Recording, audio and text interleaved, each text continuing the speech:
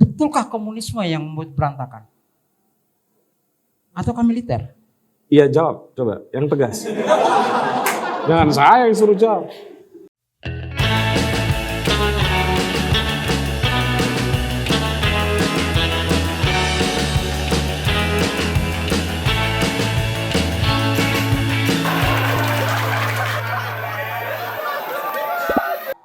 Teman-teman, terima kasih atas kehadiran Anda semua. Dan saya tidak punya kemewahan waktu untuk berpanjang-panjang di sini. Karena yang akan saya pandu nanti ada 4 sesi. Jadi saya harus menghemat waktu dan menghemat energi. Tapi kalau energi kayaknya enggak lah, insya Allah. Dan saya sebetulnya sudah lama ingin mempertemukan dua budayawan kita ini. Saya menyebut budayawan aja. Tapi sebetulnya sebutan yang paling tepat itu intelektual organik. Itu Gramsci ya. Mas Muhyiddin M. Dahlan dan Mas Irfan Afifi. Kenapa saya sebut intelektual organik? Karena mereka bukan hanya berkecimpung di dalam dunia intelektualisme atau dunia literasi, tetapi juga membuat organisasi, membuat media, membuat komunitas sebagai bentuk dari aspirasi politik mungkin ya, atau aspirasi gagasan mereka di dalam kehidupan sehari-hari. Jadi terima kasih buat Mas Muhyiddin M. Dahlan dan Mas Irfan Afifi yang telah datang. Saya sengaja ingin mempertemukan mereka berdua. Alasan yang kedua karena sama-sama host bintang Jas Merah. Satu acara di Mojok ya, mungkin teman-teman sudah tahu. Yang satu kiri, Mas Muhyiddin, ya, seperti tempat duduknya. Yang satu kanan, seperti tempat duduknya juga. Ya. Yang satu banyak membahas soal isu-isu kiri. Dia pilih memang sengaja, kayaknya Mojok mau dikirikan sama dia. Jadi kan kalau orang kiri kan pintar dia ini ya, menginfluence gitu secara pelan-pelan. Dan yang kedua ada Mas Irfan Afifi memang agak kanan, walaupun kanannya tidak dalam terminologi yang biasa kita sebut kanan lah ya. Tapi dibanding Mas Muhyiddin dia kanan. Gitu. Jelas kalau itu ya, harus ada garis batas yang jelas. Dan yang ketiga alasannya, karena saya memang pengen mengeksplorasi satu tema yang saya anggap penting sekali dan sekarang mulai jarang diperbincangkan oleh orang, yaitu tentang arah atau jalannya kebudayaan kita. Saya merasa, nanti tolong kalau saya keliru dikoreksi ya, perdebatan kebudayaan mempersoalkan ideologi dan arah kebudayaan bangsa sudah tidak lagi mendapatkan tempat yang banyak di dalam kehidupan kita sehari-hari. Perdebatan yang mungkin mulai bisa dilacak dari tahun 30-an ya, polemik kebudayaan ya, antara Sultan Tahdir Ali Shahbana dan Sanusi Pane dengan kawan-kawan, dilanjutkan kemudian misalnya dengan Lekra dan Manikebu, ya. Kemudian dilanjutkan lagi dengan berbagai polemik di antara mereka sampai akhirnya selesailah ketika tahun 65. Hanya menyisakan sedikit perdebatan, misalnya kayak sastra kontekstual tahun 84 ya, kalau nggak salah. Setelah itu saya tidak mengalami lagi perdebatan kebudayaan. Sehingga dengan begitu saya melihat tidak ada arah mau kemana bangsa ini dari sisi kebudayaan. Perdebatannya itu hanya semata-mata perdebatan tentang politik. Perdebatan tentang isu-isu yang tidak secara umum bicara tentang arah budaya kita. Saya mau langsung saja mulai kepada Mas Muhyiddin M. Dahlan dulu. Kenapa perdebatan kebudayaan itu tidak ada lagi? Setidaknya setelah minimal tahun 65. kenapa tidak ada lagi perdebatan? Ya tanya kepada militer. Baru pembukaan udah bahaya. Kenapa tidak ada lagi perdebatan kebudayaan? Ya karena militer masuk.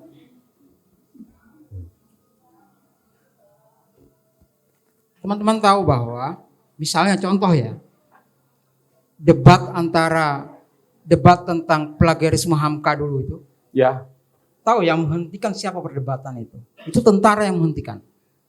Karena mengganggu stabilitas umum kota Jakarta. tapi sekarang setelah era reformasi tentara nggak masuk. Kenapa tidak ada perdebatan? Karena sudah kebudayaan? terlalu lama begitu, sehingga lupa arahnya. Gitu ya. Karena itu penting mempertanyakan kembali tujuan kebudayaan itu apa? Itu satu. Kebudayaan yang mana? Nah itu yang gak pernah selesai. Kebudayaan yang mana? Kan harus kita tentukan dulu kelasnya di mana dulu kan. Supaya kita gak ngawang-ngawang gitu memperjuangkannya. Tujuan kebudayaan itu sederhana sebetulnya. Dan sudah dirumuskan oleh W.R. Supratman. Indonesia bahagia. Kayak Anies Baswedan tuh. Oh ini nyerempet lagi. Ada dalam teks Indonesia Raya. Stanza kedua. Stanza gitu. Baris ke-8 itu. Indonesia bahagia. Itu tujuan kebudayaan itu. Yang oleh Ki Suryo Mentaraman itu disebut dengan kemajuan batinia.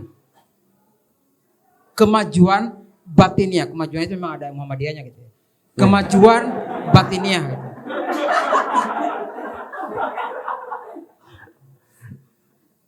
Dan itu diucapkan oleh Suryo Mentaraman pada saat revolusi sedang di titik paling mendidih di Yogyakarta. Itu ya. Pentingnya lagi adalah,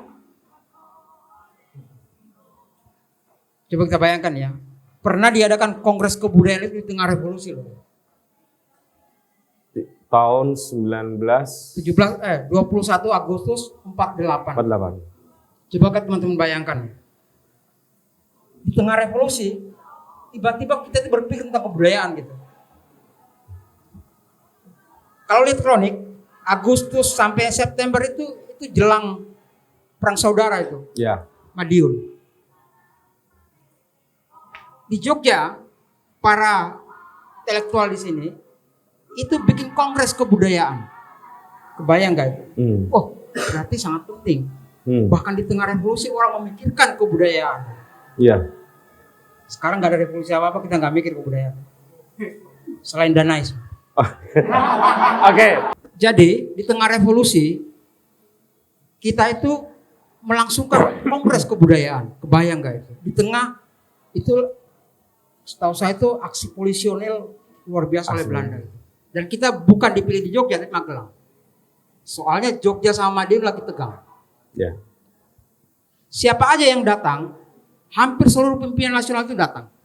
Soekarno datang, Hatta datang, Ki Hajar Dewantoro datang, bahkan Panglima Sudirman itu datang. Dari situlah lahir salah satu kampus terbesar seniman itu isi Yogyakarta. Itu rekomendasinya dia itu. Akademi Kesenian. Jadi dari awal orang-orang Republik sudah sadar bahwa kebudayaan itu penting gitu. Tapi kebudayaan macam apa? Di situ Soekarno memperingatkan dalam kongres itu, tolong pikirkan baik-baik. Dan nggak ada lanjutannya, nggak ada. Pikirkan baik-baik kata dia. Nah, saya melihat bahwa ketika kita disuruh pikirkan baik-baik, maka ada sekelompok orang ketika Jogja pindah, ibu kota pindah dari Jogja ke Jakarta, karena nggak mungkin rekomendasi kongres itu dijalankan di Yogyakarta. Sekarang setelah itu agresi militer Belanda kedua, 49. Lahirlah Lekra di situ, 50. 17 Agustus 50 ya. 17 Agustus. Bulan Agustus sama. Lembaga Kebudayaan Indonesia juga lahir di situ. Majalah kebudayaan bernama Indonesia juga muncul di situ. Institut Politik Kebudayaan juga keluar di situ. Hampir semuanya keluar di situ. Itu hasil dari Kongres Kebudayaan di Magelang tahun 48. Lekra di situ kemudian merumuskan apa yang disebut Soekarno itu yang hati-hati betul memikirkannya. Saya nyebutnya adalah bahwa kebudayaan itu untuk memperjuangkannya tentukan dulu kelas mana dulu, kebudayaannya apa yang harus kita angkat. Kemudian ada sekelompok orang memilih kebudayaan rakyat, itulah yang harus kita angkat. Pertanyaannya, apa itu rakyat? Siapa itu rakyat? Intelektual taman siswa? Tentara? Atau siapa? Nah, disinilah kita penting melihat edisi pertama Pikiran Rakyat Soekarno. Terbit 1 Juli 1932. Artikel pertama Soekarno di majalah Pikiran Rakyat yang terbit di Bandung itu judulnya adalah Matahari Marhainisme. Harus jelas dulu ini baru kita menjelaskan kebudayaan macam apa.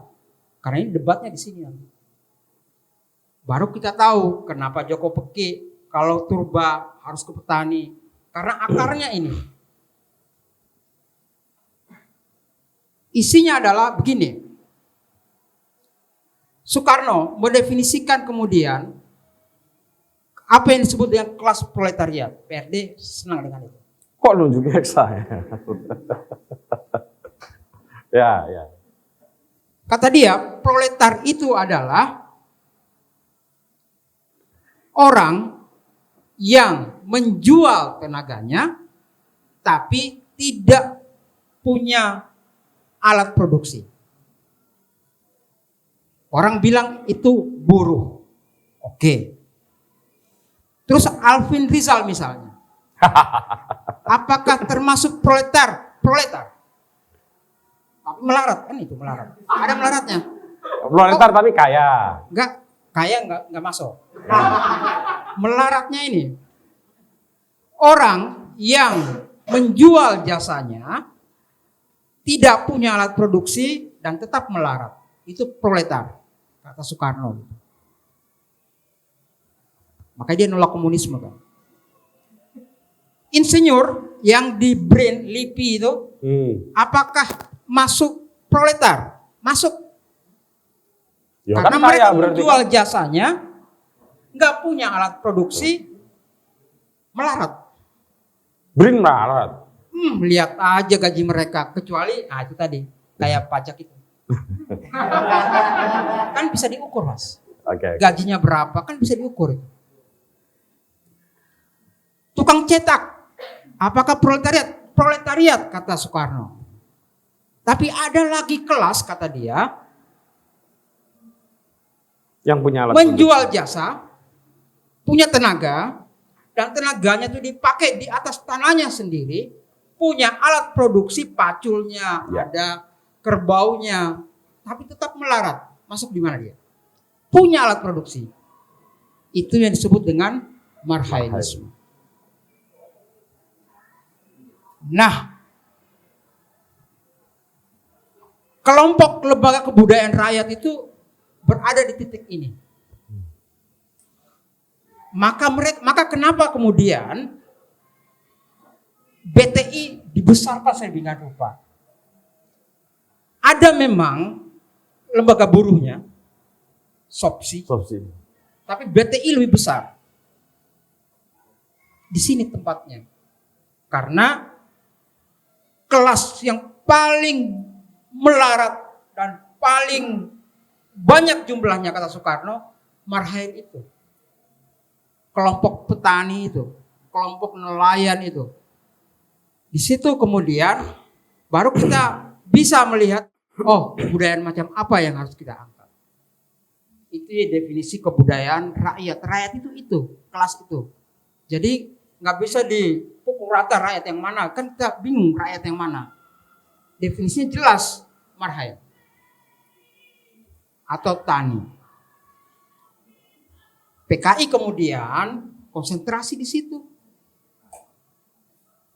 Maka mereka kemudian menyusun sejarah namanya sejarah perlawanan tani gitu. Mulai dari Perang Jawa, itu kan perang tani itu pemberontakan tani itu. Pemberontakan Banten Selatan 1888, terus pemberontakan 26 itu petani Banten juga, tapi santri nanti Pak Irfan karena tarekat di situ. Ya.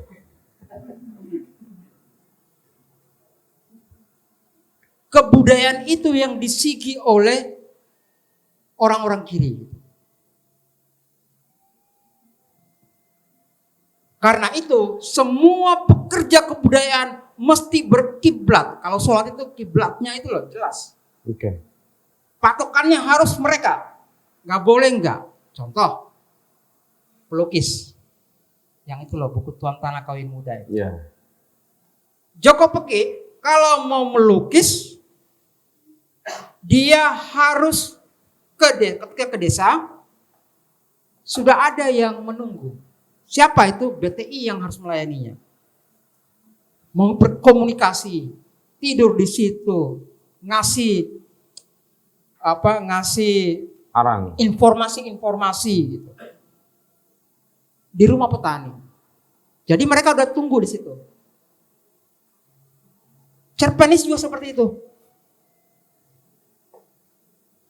Kalau lihat cerpennya Siswadi, siapa namanya? Perempuan lekra yang penulis cerpen itu bagus sekali, cerpen tentang Kulon Progo itu. Sama, mereka tinggal di petani, nulis cerpen tentang itu. Pram juga melakukan hal yang sama ketika di Banten Selatan. Dan tinggal di petani. Jadi ketika mereka bicara tentang kebudayaan rakyat, jelas ininya SOP-nya itu jelas. Enggak kayak kita misalnya, oh aku pengen melukis tentang di Merapi gitu, sendiri sana terus melihat pemandangan, enggak. Ada SOP-nya. Jadi harus melibatkan petani. Itu satu. Kedua, kalau lekra berkongres, BTI harus ceramah. Mereka ceramah. Kalau BTI kongres, kebudayawan itu dipanggil untuk memberikan ceramah gitu. Relasinya seperti itu. Karena itu maka tidak salah kemudian kalau kita masih melihat orang desa itu pintar-pintar ideologinya, wajar. Karena ada dialog yang seperti kata Pak Putu tadi itu organik gitu. Ada dialog seperti itu terjadi secara nggak ada pagar gitu. Pagar api itu nggak ada. Maka mereka pintar, inovatif, penemu gitu, dan tetap tinggal di desa. Jadi nggak boleh keluar dari sawahnya gitu. Untuk menonton di bioskop XX1 misalnya, enggak, filmnya yang ke sana. Atau misalnya JJ Kusni gitu. Dia adalah ketua Lembaga Musik Indonesia Lekrayang di Yogyakarta. Untuk membuat drama, ya dia tinggal di Klaten. Maka muncullah Api di Pematang. Yang kemudian dibawa kemana-mana untuk dipertontonkan itu drama itu. Seperti itu cara bekerjanya kebudayaan rakyat itu. Tidak hanya ya itu tadi dikomodifikasi menjadi pariwisata, enggak. Bukan desa wisata, Pak. Iya. Kok desa wisata aneh? Karena budaya itu kan akal budi gitu. Daya budi. Intelektualitas, daya budi. Kebudayaan itu. Seperti itu Pak Putu. Oke. Pengantar dari saya. Itu pengantar. Tepuk tangan dulu dong teman-teman. Pengantarnya provokatif dan sangat bernas ya. Tapi sebetulnya kalau ini kita teruskan, saya bisa 3 hari 3 malam ini berdebat dengan bukan berdebat ya, berdiskusi dengan Mas Muhyiddin. Misalnya kenapa Lekra berseberangan dengan Manikebu? Apa substansinya? Benarkah Lekra PKI? Atau sebetulnya ada tesis yang mengatakan bahwa Lekra itu di PKI-kan oleh Orde Baru dan lain Sebentar, sebagainya. Pak Putu kok sering nyebut Manikebu itu apa? Itu persoalan kecil. Kok dibesar-besarkan itu loh? Itu kerja, kata Pram itu kerja kecil gitu. Iya. Kenapa besar-besar? Enggak. Ya. Tepuk tangan. Besar karena mereka menang. Kan? Besar karena mereka menang. Itu yang nggak bisa dibantah. Oke. Saya akan pindah sejenak ke Mas Irfan Afifi ya. Tahun-tahun sekitar mungkin awal tahun 2000 ya. Tapi saya secara pribadi melihat tahun 2010-an mulai muncul satu pemikiran-pemikiran yang tiba-tiba tumbuh dan berkembang biak di banyak sekali para pemikir atau intelektual, khususnya adalah intelektual Jawa. Nah, salah satunya adalah Mas Irfan Afifi dengan Langgar.co-nya ini. Kalau saya baca ya, saya sederhanakan saja bagaimana mencoba mengidentifikasi kemunculan pemikiran ini dari sisi sejarah, kurang lebih begini. Milestone-nya ya, Perang Diponegoro terjadi. Kebangkrutan di Belanda kemudian terjadi. Lalu Diponegoro kalah, ya. Setelah kalah kemudian ada kebijakan tanam paksa. Rakyat Indonesia hancur, miskin, tapi kerajaan Belanda kaya raya. Lalu kemudian ada orang-orang di Belanda yang mulai mengkritik. Seharusnya kerajaan Belanda nggak boleh begitu. Lalu mulailah ada politik etis. Salah satunya kemudian muncul adalah pendidikan. Dari pendidikan yang dibikin di Indonesia inilah yang dulunya dicita-citakan hanya cukup sebagai administratur bagi perkebunan atau perusahaan Belanda, muncullah para intelektual Indonesia. Lalu intelektual inilah yang kemudian di berbagai tempat ya, lalu menyatakan keinginan untuk bersatu dan membuat satu nation ya, bernama Indonesia.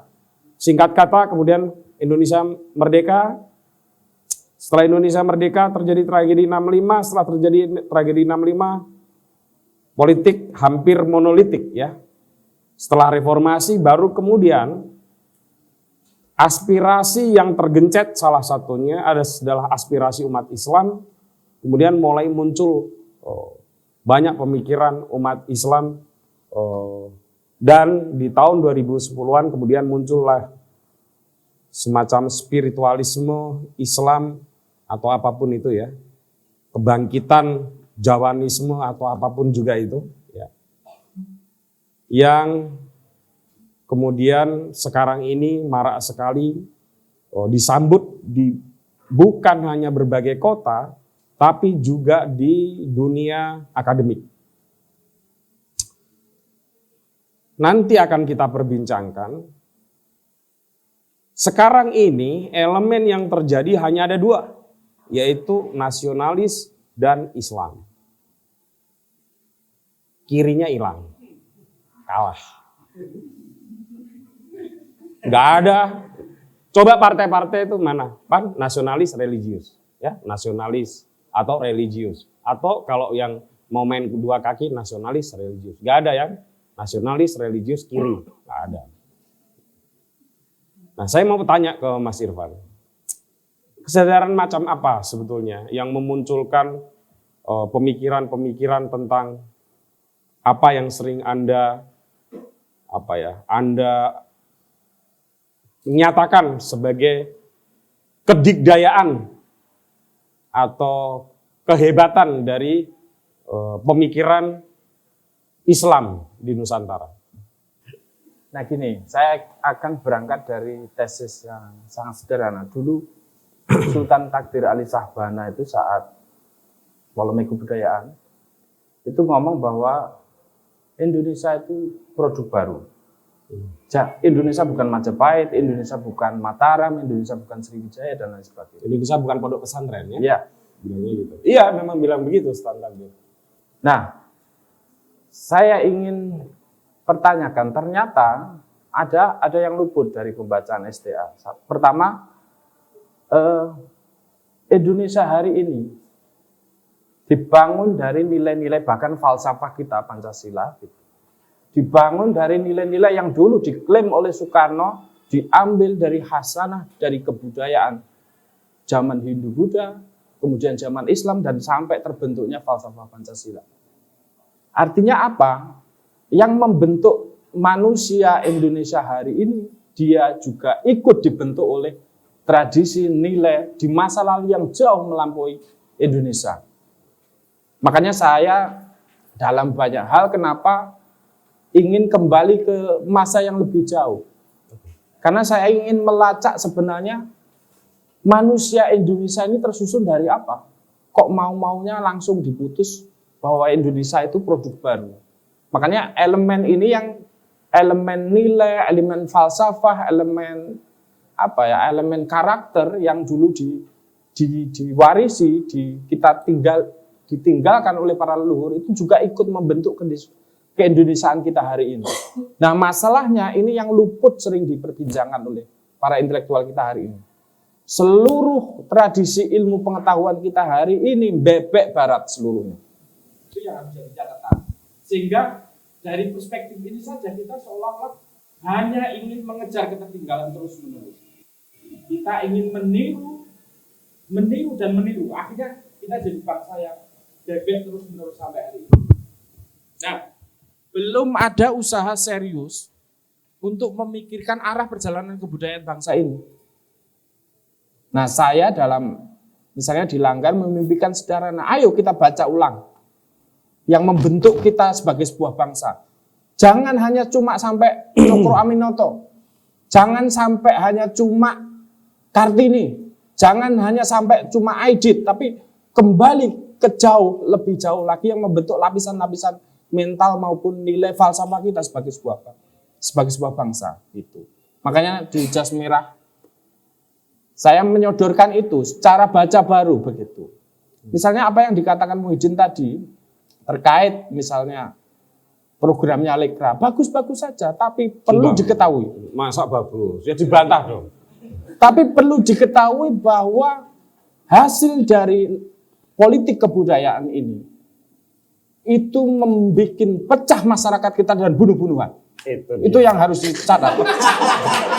Masyarakat kita 65 itu benar-benar alias Marxisme. Jadi dulu sudah ada perjuangan dari teman-teman Indonesia untuk mengadopsi ide baru dari Barat.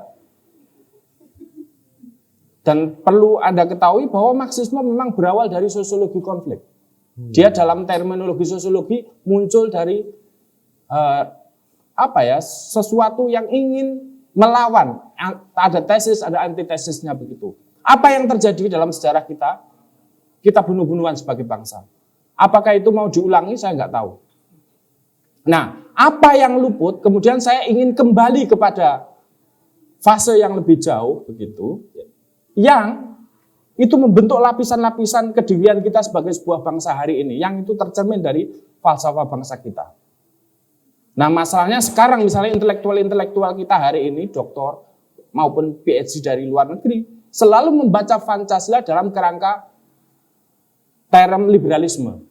Itu yang membuat parah sekali. Nanti ketika kita ngomong terkait persatuan Indonesia, kita ngomong tentang internasional, ketika ngomong tentang konsep keadilan, kita ngomong justice-nya, liberty-nya, liberalisme, begitu. Kemudian kemanusiaan dimaknai sebagai konsep humanisme yang lahir dari Barat misalnya begitu. Mereka tidak pernah berpikir ulang, jangan-jangan kita punya konsep sendiri.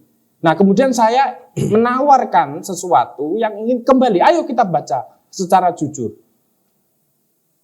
Dulu Peter Carey, saya ketemu Pak Peter Carey itu gini, Mas, di tulisan tentang Indonesia hari ini, sampai dari rentang waktu berapa tahun, sampai hari ini itu, yang nulis Indonesia, kajian tentang Indonesia itu 80%-nya bule. Alias apa? Indonesia itu bangsa yang tidak bisa menulis sejarahnya sendiri. Bangsa yang didefinisikan oleh orang lain. Akhirnya kita arahnya nggak pernah tahu. Ketika ada pembacaan ke belakang, itu kita selalu membentur tembok-tembok kesarjanaan kolonial. Sarjananya udah numpuk-numpuk.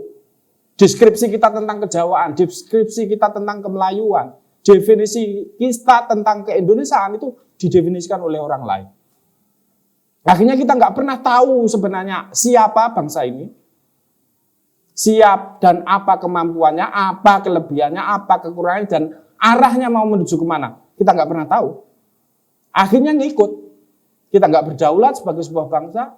Kalau di sana sudah society 5.0, kita mau ngikuti, dia sudah jadi 5, 6, 7. Kepuntal-puntal, kita terus-menerus hanya mengikuti.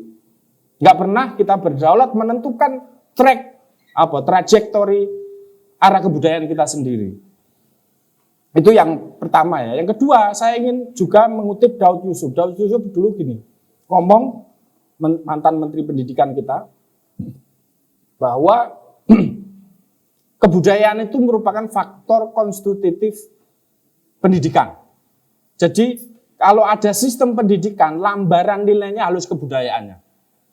Nah masalahnya pendidikan kita sejak dari awal itu adalah barang cangkokan. Dari pertama misalnya pemerintah Belanda mencangkokkan pendidikan di sini dengan struktur pandangan dunia yang berbeda. Akhirnya politik etis terbentuk. Pendidikan-pendidikan itu diajarkan dan memang dari sejak awal dia dididik untuk ingin mencetak amtenar. Dan sampai hari ini tidak berubah. Kita pengen jadi PNS, kita pengen jadi pejabat, dan itu nggak pernah berubah. Sehingga pendidikan ini nggak pernah menghasilkan manusia, tanda petik. Tidak pernah menghasilkan intelektual, tidak pernah menghasilkan apapun. Karena memang tradisi ini dari sejak awal barang cangkokan. Dan di level struktur pandangan dunia paling atasnya, kita terus-menerus bertempur. Makanya Daud Yusuf dulu menginisiasi awal-awal membentuk program namanya Javanologi. Ini kalau pendidikan dan nilai kulturalnya aja nggak nyambung, bagaimana kita mau berdaulat sebagai sebuah bangsa? Akhirnya mereka, oke, kita teliti sajalah. Kita mulai dari Jawa dulu. Nanti kalau Jawa berhasil, kita mulai Sundanologi, kita mulai Acehnologi dan lain sebagainya. Tapi belum sampai jauh, lembaga itu tumbang begitu. Lembaga itu tumbang dan akhirnya nggak berlanjut. Tapi ada siratan visi Daud Yusuf yang saya sudah bisa tangkap. Bahwa dia ingin membuat arah pendidikan ini sesuai dengan inang kebudayaan bangsa ini. Agar pendidikan kita tidak mengasingkan kita. Ini teman-teman mungkin bisa menjadi saksi. Semakin Anda semakin terdidik secara pendidikan formal, Anda akan semakin terasing dengan masyarakat Anda. Coba, Anda rasakan sendiri, dan saya korbannya, begitu. Karena memang begitu, misalnya di filsafat kita, di fakultas filsafat kita, saya misalnya, saya lulusan sana, di filsafat UGM, saya diajari dari sejak Heidegger, Albert Camus, dan lain sebagainya. Saya nggak pernah tahu falsafah masyarakat saya sendiri. Ini pendidikan model apa? Diajarin kebudayaan bangsa orang lain. Bukan nggak boleh, boleh saja itu sebagai sebuah pertemuan. Kita boleh menyesap kebudayaan-budayaan bangsa lain. Tapi kita harus menguatkan akar yang mengokohkan kedirian bangsa kita. Kita harus kenali dulu diri kita sebagai sebuah bangsa dong. Nah dalam rangkaian itulah kemudian saya menggali sendiri. Kalau ini nggak dilakukan oleh kampus, ya sudah. Saya angkat kaki sendiri, saya jalani sendiri, praktek itu semampu saya. Dengan ini, dengan cara itu siapa tahu bisa menjadi pemantik bahwa bangsa ini besok akan mulai jujur meneliti dirinya sendiri, begitu. Nah, yang ketiga problemnya gini Mas Putut. Ya. Terakhir ini kita memasuki fase apa yang disebut sebagai teknologi informasi fase lanjut ini.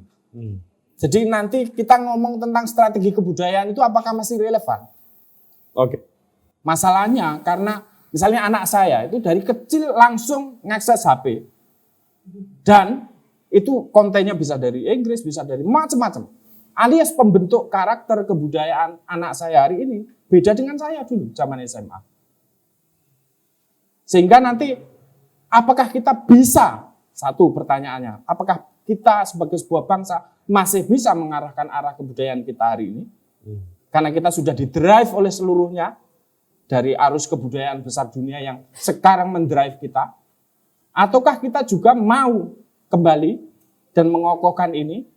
Nah, kalau tadi pertanyaannya kenapa muncul intelektual baru dari konteks Islam, saya merasa begini, warisan yang terjauh yang ada di dalam masyarakat Nusantara ini, yang pernah nggak diilmui kembali adalah warisan tentang keindonesiaan, warisan tentang suku-suku Indonesia itu yang dulu bersatu dengan salah satu agama tertentu. Makanya kesultanan-kesultanan itu merata. Bahkan saya bayangkan dulu merupakan proto-nasionalisme awal yang menyatukan bangsa Nusantara ini. Makanya kenapa Melayu dipersatukan dengan Jawa, dengan Bugis, dengan Aceh, itu gara-gara sistem kebudayaan masyarakatnya hampir sama. Karena sastranya sama, kemudian literaturnya sama. Di sana ada hikayat Menak Hamzah, di sini ada serat Menak, di sana ada hikayat Panji yang dikoleksi sama orang-orang Melayu di Jawa juga. Gitu. Mereka tersatukan oleh satu identitas agama. Dulu masih primordial agama. Nah, ketika bangsa, negara bangsa hadir, identitas penyatu ini musnah begitu. Nah, sekarang karena seluruh paradigma keilmuan kita dalam menjangka arah kebudayaan ini mengabaikan spiritualitas, akhirnya kita nggak ketemu. Dulu Daud Yusuf itu akhirnya ketemunya justru malah hanya mengafirmasi temuan-temuan bangsa Eropa terkait subjek jajahannya. Penelitian-penelitian tentang keindonesiaannya aku lepas dari visi spiritualitasnya. Makanya ketuhanan yang Maha Esa yang dulu diproklamirkan Soekarno itu saya bayangin sebagai undangan. Kamu jangan tercerabut dari akarmu. Dan kekuatan kita ada di kekuatan teknologi ruhaninya. Kekuatan kita ada di ilmu mentalitasnya. Ilmu ruhaninya yang dulu dimiliki oleh masyarakat-masyarakat kita. Yang juga akhirnya membentuk struktur pandangan dunia kita hari ini. Nah, masalahnya sekarang hal itu nggak pernah diilmui. Dan kita sekarang bertempur dengan kebudayaan dunia yang nggak tahu arusnya kemana. Akhirnya dalam pertemuan itulah kita terseok-seok. Kita jadi bangsa yang hanya mengikuti arus semata sampai hari ini. Akhirnya kita nggak tahu arah, kita jadi bangsa bebek. Kalau dulu para wali itu mungkin cerita wayang itu dari India, tapi oleh para wali kemudian digubah menjadi milik bangsa Indonesia ini sendiri. Jadi banyak bisa dari luar, tapi kita kreator kebudayaan. Dulu dangdut juga begitu. Mungkin ada pengaruh keroncong Melayu, ada Indianya, ada Arabnya, begitu gak masalah. Tapi kita bikin create produk kebudayaan sendiri yang milik kita sendiri, namanya dangdut gitu. Nah, hari ini kita bukan lagi kreator. Kita cuma konsumen kebudayaan bangsa lain. Korea masuk santap, Hollywood masuk santap, Bollywood masuk santap, semuanya. Karena kita nggak lagi menjadi bangsa yang punya kreativitas, yang bisa memproduksi, jadi produsen pengetahuan sendiri. Dan saya pikir kenapa kita nggak lagi jadi produsen, karena kita sudah tidak lagi kenal dengan jati diri kebudayaan kita dan tidak mau mengilmui kembali lagi. Begitu. Ini prolog dari saya ya. Terima kasih. Baik, terima kasih Mas Irfan Afifi. Ya, oke. Kalau tadi dibilang sama Mas Irfan Afifi, 80% penulis tentang Indonesia dan sejarah Indonesia adalah orang luar. Jawaban Mas Muhyiddin itu bisa saya tebak. Karena para calon penulisnya dibantai. Iya. Ada puluhan bahkan ratusan ribu intelektual ya. Orang-orang produktif yang kemudian dibunuh dan disingkirkan, dijauhkan dari kerja-kerja kebudayaan mereka. Nah, saya tahu jawabannya itu. Kira-kira, tapi nanti tambahin ya. Oke, tapi yang menarik adalah Mas Irfan menantang ini. Ini Lekra nih kurang jauh ini mainnya. Melihat sejarahnya itu kurang jauh. Mas Irfan mau melacak lebih jauh lagi ya. Ini produk modernisme Lekra ini. 1. 2, ya saya panas-panasin sengaja. Lekra ini terlalu ke barat-baratan. Ya. Dari mulai ideologi yang dipilih sampai kemudian konsepsi-konsepsinya ya itu termasuk aktivis-aktivisnya ya. Kan sekolahnya aja kalau nggak di Cina ya di Rusia. Ya. Jadi ke barat-baratan tuduhannya begitu. Jadi sejak awal memang sepertinya sangat layak 3 elemen penting kebangsaan ya. Kalau Anda baca sejarah kan 3 saja sebetulnya. Kiri, nasionalis, dan Islam kan. Atau religius atau sebut apa sajalah ya. Gitu ya.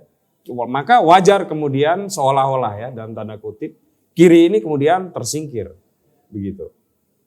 Termasuk karena cara atau strategi di dalam mengorganisir masyarakat adalah manajemen konflik. Itu ada di buku Kunto Wijoyo ya, yang bisa menjelaskan dengan sangat bagus soal itu.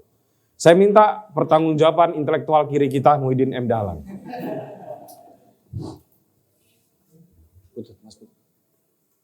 Silakan. Satu, bahwa Marxisme itu memproduksi kekerasan. Kalau baca sejarah Keraton Jogja itu berdarah itu. Itu karena Marxisme bukan? Wah, pinggir jurang terus. Ya saya kan ngikuti sejarah Keraton Jogja.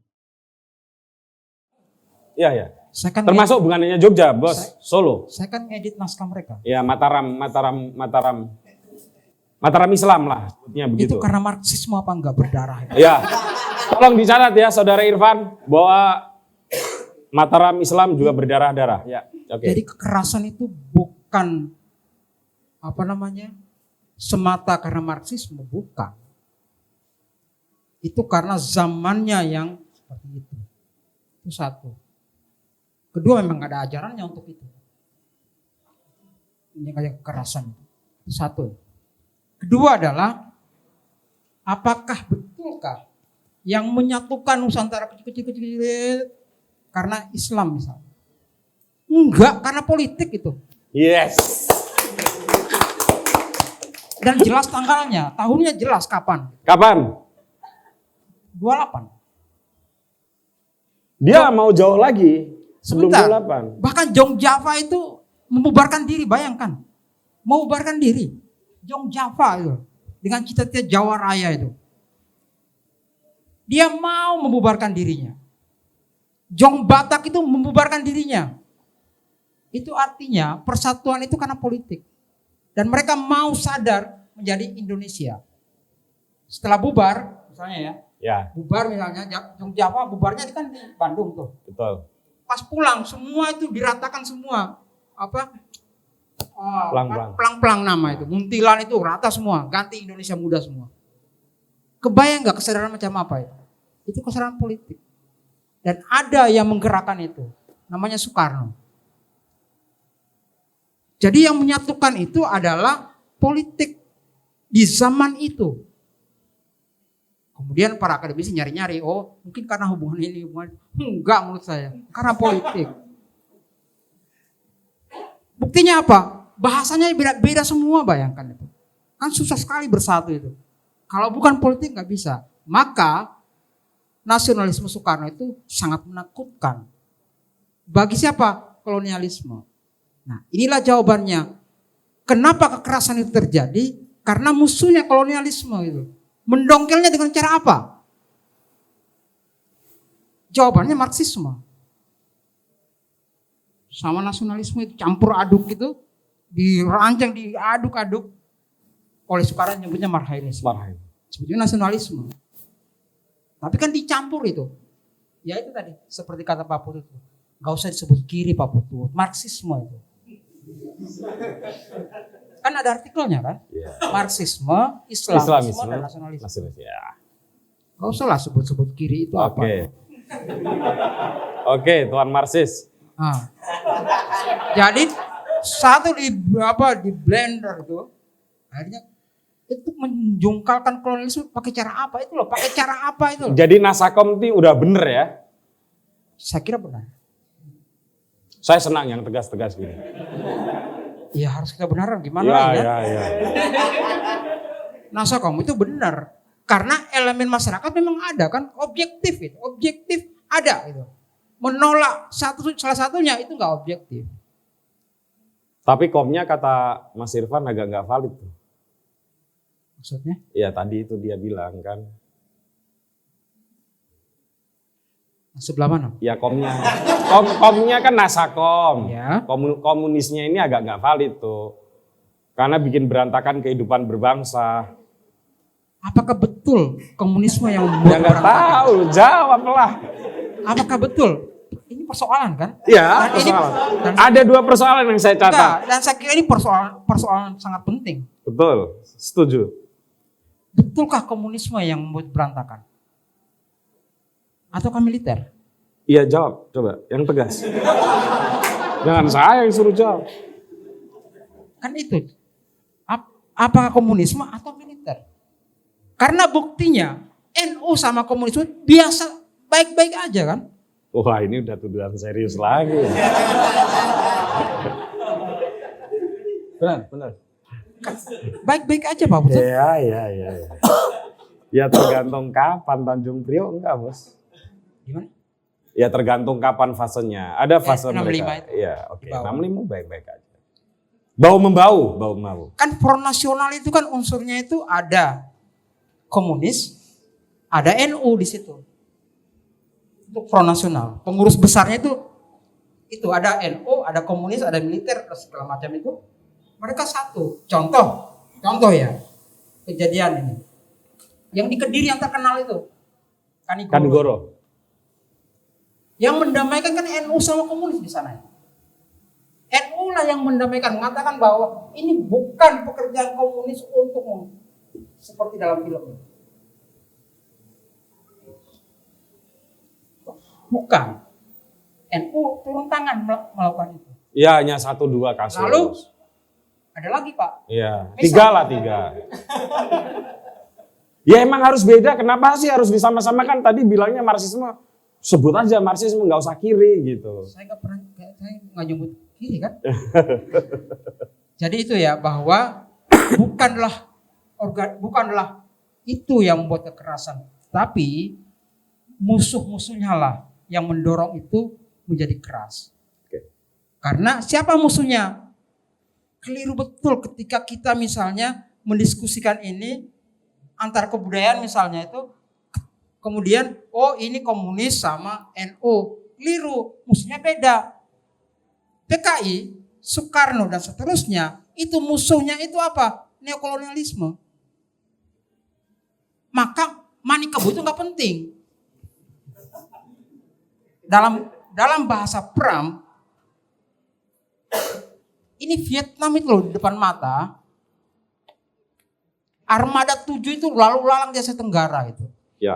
Masih ada budayawan-budayawan main di sekitar area tembak. Itu ada tembak, Pak. Harus tembak. Ada budayawan main di area tembak. Ketembak, kata dia.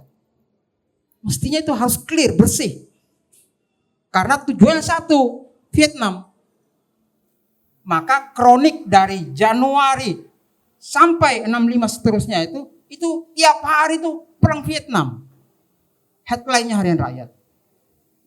Jadi bukan mengurusi yang Manikebu itu Pak Putut. Tapi menang. Mereka ada di area tembak, kena kata perang. Seperti itu. Ini orang mempersiapkan itu. Persiapan Indonesia untuk selangkah lagi soalnya Indonesia akan kena. Ya. Bersiap untuk itulah, maka ya kekerasan kemudian terjadi karena bentrok dengan satu hari film nih misalnya.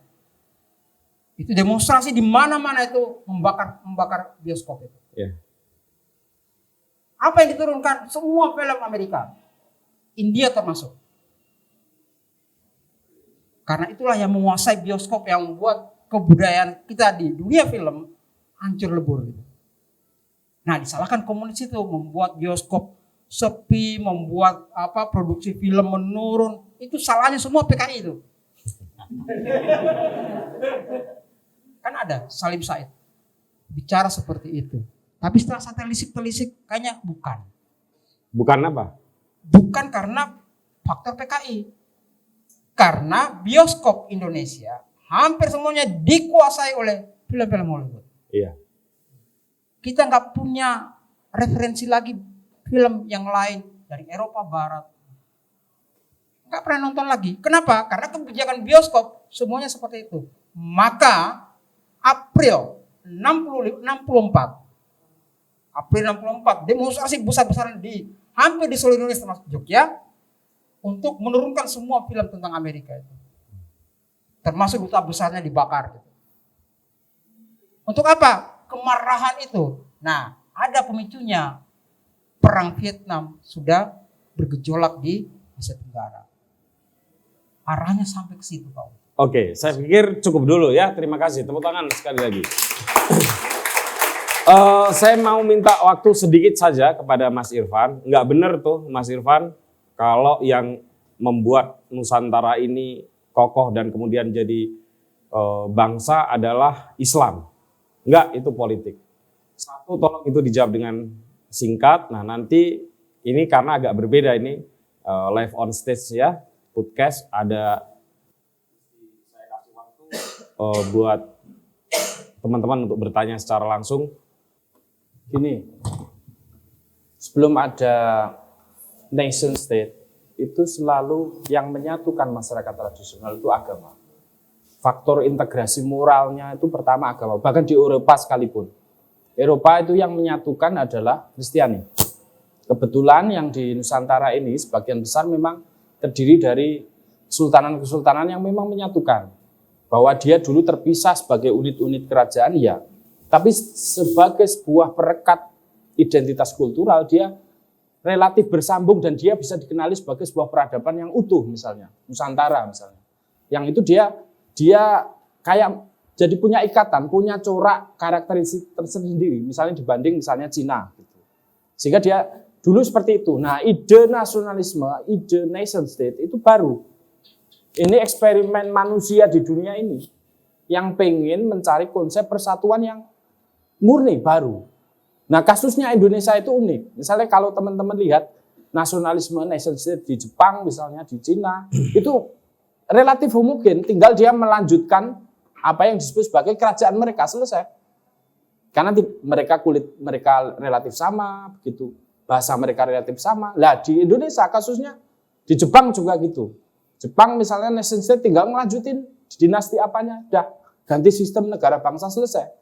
Tapi Indonesia ini eksperimen pertama kali bangsa yang disusun oleh ratusan, bahkan ratusan ribu suku-suku yang itu kemudian ingin menyatukan diri dalam konsep nation state yang baru, benar-benar baru.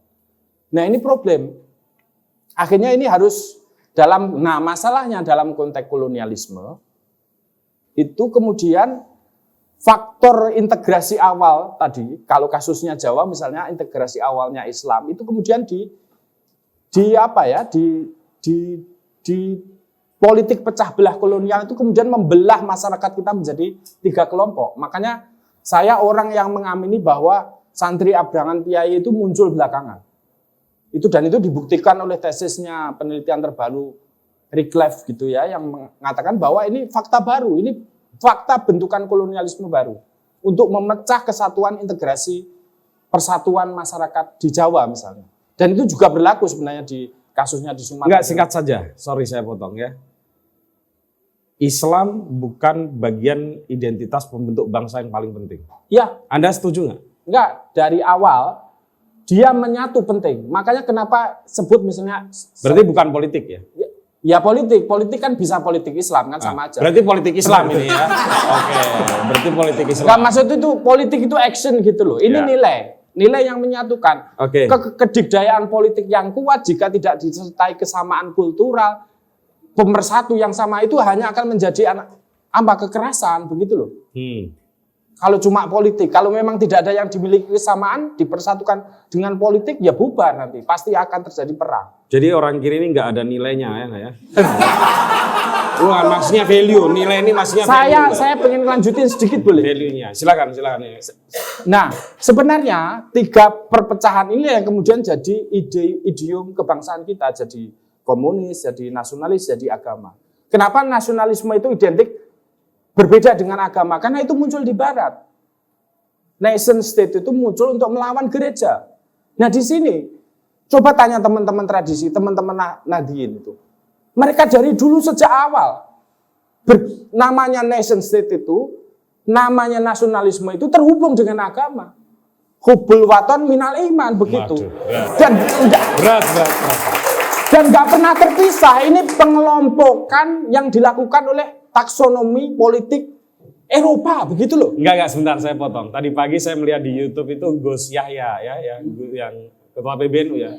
Saya tidak setuju ada nasionalisme dan religius. Sebab saya Islam. Karena itu saya seorang nasionalis. Oh gitu. Kira-kira gitu ya. Nah, makanya taksonomi ini kemudian membelah kita gitu. Akhirnya seolah-olah Emang Muhyiddin ini belah-belah ini. Nah gitu yang akhirnya 3 kelompok inilah pasca kemerdekaan itu kemudian bersih tegang. Makanya Soekarno dari dulu visinya satu. Dari sejak muda bahkan. Sudah ini dampak kolonialisme memecah kita sebagai sebuah bangsa. Akhirnya jadi 3 kelompok itu nasionalis. Ya sudah, karena sudah kadung terpecah, ya sudah kita persatukan saja. Oke, cukup. Begitu kira-kira. Ya, tepuk tangan dulu. Sorry ya, saya potong karena kita ada hubungan dengan waktu. Oke, saya langsung buka. Nanti tolong kalau mau dijawab ya. Penting itu tadi ditolak tuh tesis Anda ya.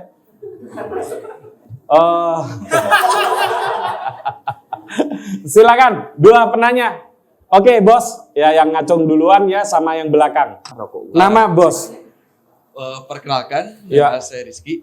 Selamat malam. Rizky dari mana? Dari Tasik, tapi kuliah di Jogja. Ya, tahu.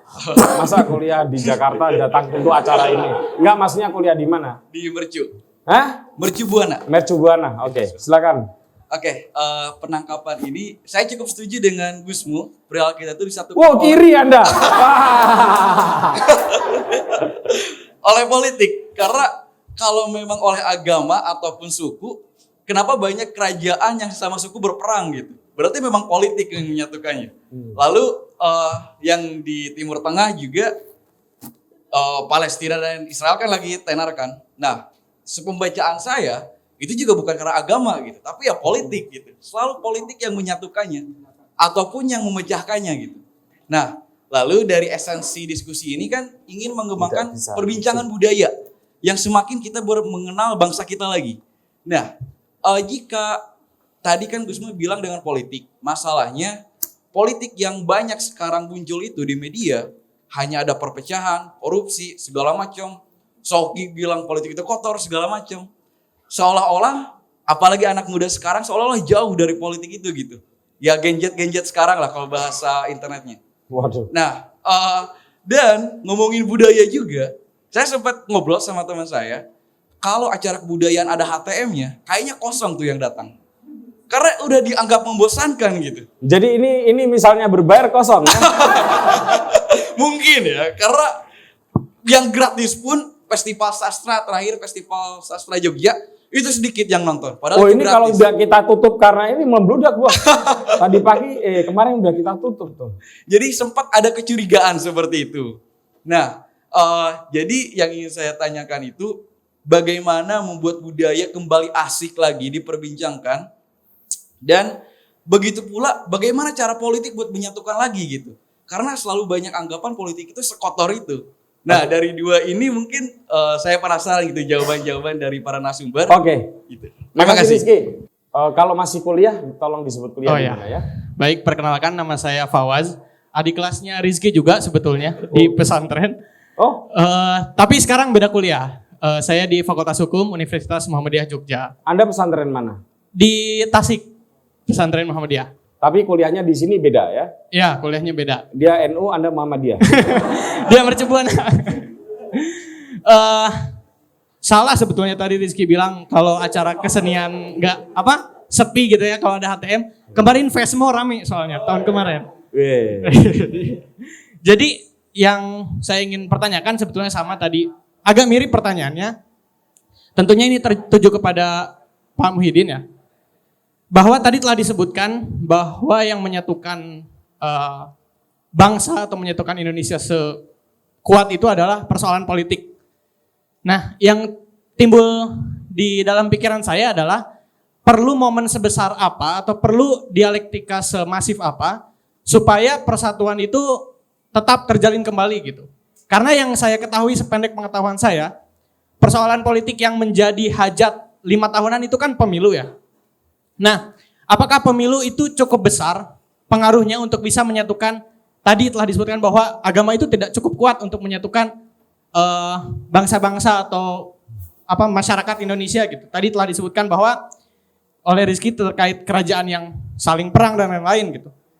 Itu saya kembali ke pertanyaan saya, perlu momen sebesar apa sehingga persoalan politik saat ini bisa menjadi landasan utama atau hal yang paling diutamakan sehingga orang-orang ini dengan bedanya latar belakang itu bisa bersatu. Dan yang kedua tadi, apakah pemilu adalah momen yang cukup besar untuk memunculkan kembali bahwa politik itu bisa sekuat dan sebesar itu.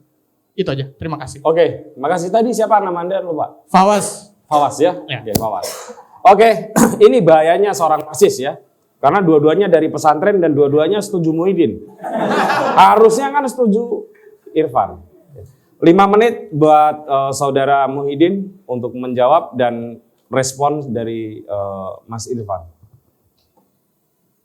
Ya, apakah politik kita ini terpecah? Kan enggak sebetulnya. Kan sama aja sebetulnya.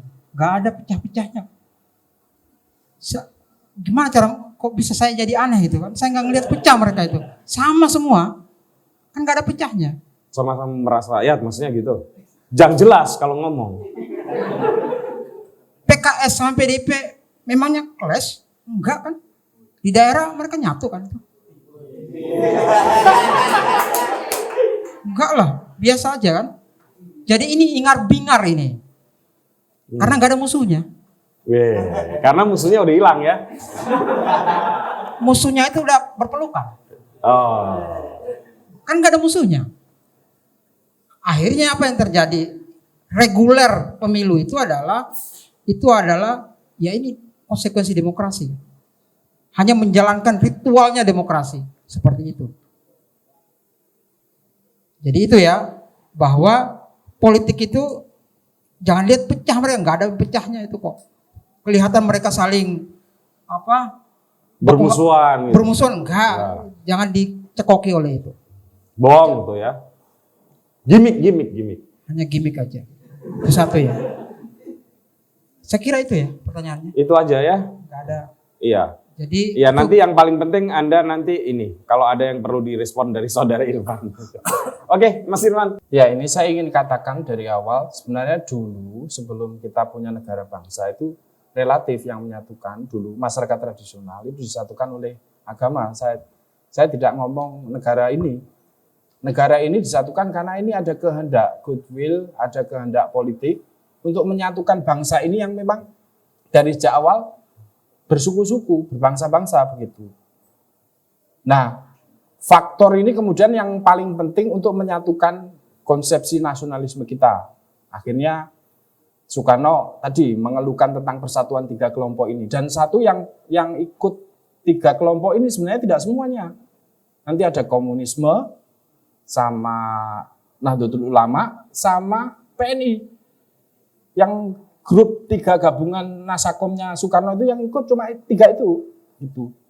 Nah itu yang punya kehendak ingin mempersatukan ini. Karena kita sudah kadung memang terpisah, terpilah begitu ya. Jadi 3 kelompok ini, akhirnya kita harus menyatukannya. Kalau enggak, kita akan keteteran. Karena ini dululah penyatu yang dulu dipecah-pecah oleh Belanda, kira-kira gitu. Oleh penjajah ini. Nah ini tantangan. Saya tidak nyebut, saya juga bersepakat misalnya politik bisa menyatukan, iya. Tapi harus ada basis kultural yang itu sifatnya lanjutan dari nilai-nilai yang diserap oleh bangsa ini dari sejak awal sebelum kita berdiri di Indonesia yang menjadi perekat identitas kultural kita. Kalau enggak bisa. Misalnya begini, nilai persatuan kita, persatuan Indonesia katakanlah ya. Itu sekarang kita bersatu, enggak cekcok misalnya, enggak sampai bunuh-bunuhan, itu faktor kultural penting sekali loh.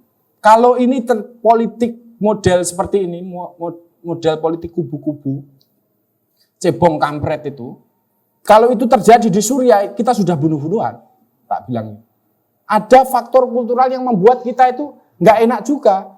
maunya cuma ejek-ejekan aja. Jadi akhirnya politik, apakah politik 5 tahun sekali itu sakral ataukah penting gitu. Orang sini menangkap politik 5 tahun hari ini itu kayak botohan lurah itu. Iya kan?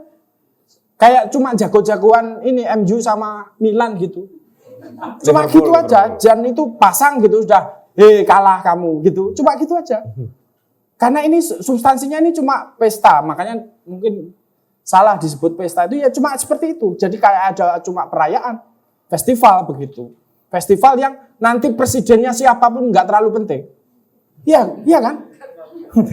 Jadi kayak begitu. Nah ini identitas yang menyatukan kita ini faktor nilai-nilai kultural yang membentuk Nusantara ini sebenarnya juga ikut mengawal proses persatuan ini, begitu loh.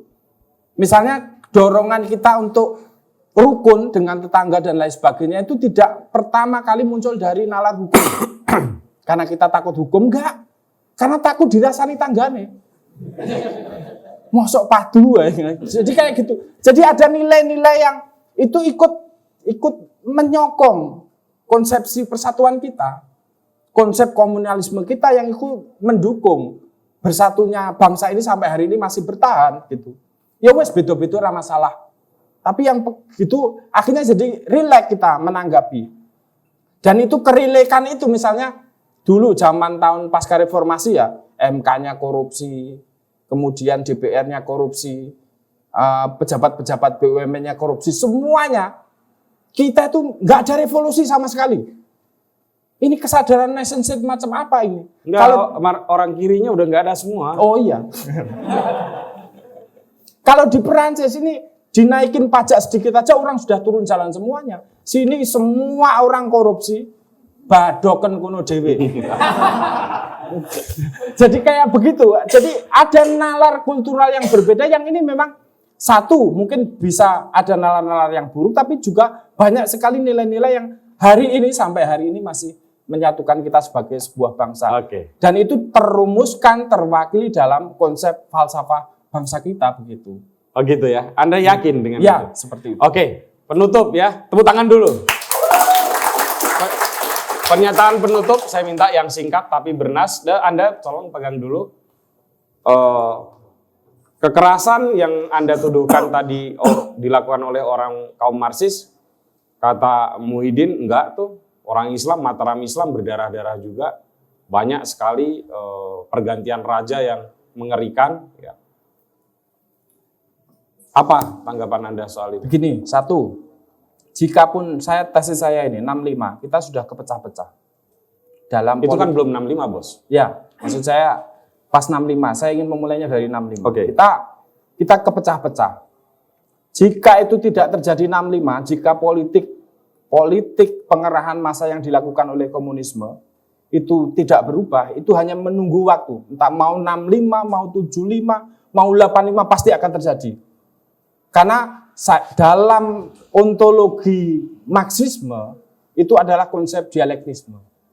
Ada tesis, ada antitesis, dan itu konfrontatif memang. Dan itu dalam konteks nilai-nilai kultural kita sebagai bangsa Nusantara itu pasti akan terjadi kapanpun. Entah 75, entah 85, entah 2000. Hanya menunggu waktu saja. Dan beberapa makanya itu memecah Serikat Islam dan lain sebagainya. Saya nggak tahu. Nah, genuinitas pemimpin kita dulu itu merumuskan nggak selalu mengimpor Barat. Dulu misalnya Muhammad Hatta ini ngambil konsep misalnya demokrasi kerakyatan. Demokrasi kita itu bukan demokrasi liberal. Demokrasi kita itu demokrasi permusyawaratan. Jadi ada genuinitas para pendiri bangsa kita itu nggak menelan mentah-mentah ide Barat. Soekarno misalnya mengadopsi Marxisme, tidak semata-mata Marxisme yang diadopsi, tapi dia ciptakan ide sendiri, dia ciptakan nalar sendiri yang dia takar itu sesuai dengan nilai-nilai masyarakat kita, namanya Marxisme, begitu. Jadi ada genuinitas seperti itu. Nah masalahnya hari ini, intelektual hari ini, itu kemudian menelan mentah-mentah ide-ide Barat itu tidak membaca kondisi sosiologis, latar kultural, nilai masyarakat kita. Akhirnya jadi pergantian kekuasaan yang berdarah-darah itu sesuai dengan kondisi kultural. Anda maksud begitu? Iya, begitu. Dan Mataram misalnya, kenapa Ya itu memang norma zamannya kok. Norma zamannya kalau pengen berkuasa ya duduki, perang, begitu. Kalau norma zaman sekarang kalau mau berkuasa menang pemilu, maksudnya Anda begitu begitu, ya? Ya, begitu. Ya, Gitu. oke. Terima kasih. Tepuk tangan. Silakan penutup. Sebetulnya aneh betul kita masih bersatu sebetulnya. Karena saya lihat faktualnya itu kita itu pecah sebetulnya. Jadi ya syukuri aja kita bersatu. Sebetulnya faktualnya itu kita pecah. Harusnya ya. Harusnya pecah. Syukuri aja gitu. Bahwa ada yang berpikir tentang Pancasila itu. Bahwa ada yang nyatukan dulu itu, ya syukuri aja itu. Bahwa pertahankan aja itu. Bahwa kondisi objektifnya kita itu pecah. Udah. Enggak apa. Dalilnya apa? Argumentasinya apa? Bahasanya beda. Sukunya macam-macam. Agamanya macam-macam. Semuanya berbeda. Bahkan daratnya enggak. Oke, pertanyaan selanjutnya adalah kenapa nggak pecah? Ya makanya ada. Masa hanya cukup disyukuri nggak ada argumennya? Ya karena Argumen sosiologis. karena itu Anda intelektual Marxis loh. karena itu politik tadi itu. Oke. Itulah yang menyatukan. Politik itulah yang menyatukan, yang terus-menerus dirawat sedemikian rupa oleh dialektika. Kan berbantahan terus itu. Iya. Sehingga kawan jadi lawan kan itu. Revolusi yang memakan anak sendiri itu. Itu dialektikanya bekerja terus-menerus seperti itu. Dan itulah fakta politik. Jadi kita nggak pecah karena juga elit politik. Ya, karena dialektikanya ada. Oke. Eksperimennya terus-menerus dilakukan gitu. Dan ya, risikonya itu Apa? kekerasan. Risikonya kekerasan, pembunuhan gitu, antara kaum, seperti itu. Jadi kalau kita bersatu hari ini, ya itulah harus disyukuri gitu ya. Karena pada dasarnya itu kondisi objektif kita tidak seperti itu. Makanya Persatuan Nasional kata Sindunata itu di Kompas 1 Januari 2000 itu mitologi, mitos. Persatuan Nasional sesungguhnya mitos, itu pikiran antara Soekarno sama Yamin, berdua itu yang ada, yang punya pikiran itu. Yang lainnya itu masih Hatta itu kan dia nggak percaya dengan itu. Nasakom Persatuan Nasional katanya. Saya kira itu Pak Putut ya, disyukuri aja persatuan itu. Saya kira itu. Terima kasih. Baik teman-teman, sebetulnya diskusi ini masih menarik untuk dilanjutkan berhari-hari, bukan hanya berjam-jam. Tapi karena kita dibatasin oleh waktu, terima kasih Muhyiddin M. Dahlan dan terima kasih Irfan Afifi. Dan semoga obrolan kita ini berguna dan kita akan kembalikan sesi ini, ruang ini kepada Saudara Dul Kembar ya. Oke, tepuk tangan Terima kasih teman-teman. bro, terima kasih semuanya. Terima kasih. Terima kasih Mas Putut, Mas Irfan, Mas Muhyiddin atas waktunya dan diskusinya yang luar biasa.